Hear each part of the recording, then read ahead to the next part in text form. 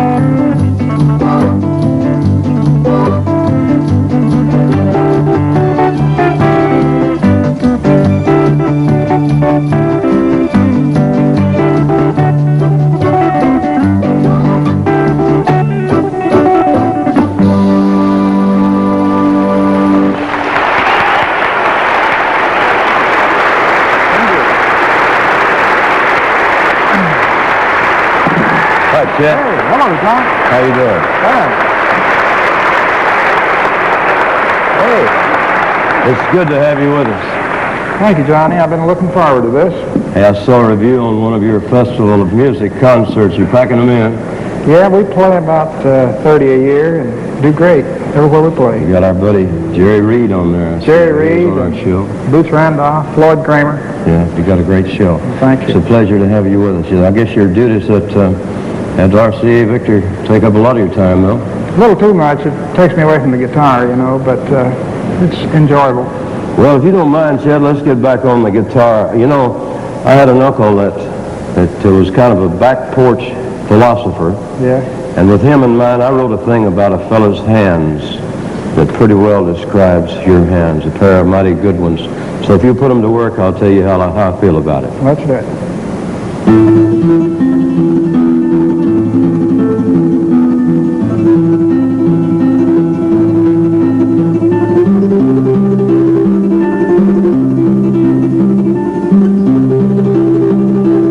When a feller has give life a good grind and is laying on his dying bed with his hands folded across his chest bone, feeling the final thumpings of his inward workings,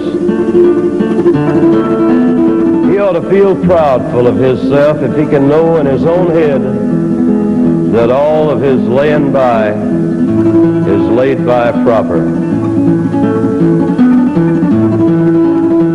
Then some of his good folks ought to raise up his head a tad to let him take one last fading look through his waxen eyeballs at his own two hands once again. And he ought to feel more proudful of himself if he can say in his own head concerning his hands, them two hands have been good uns.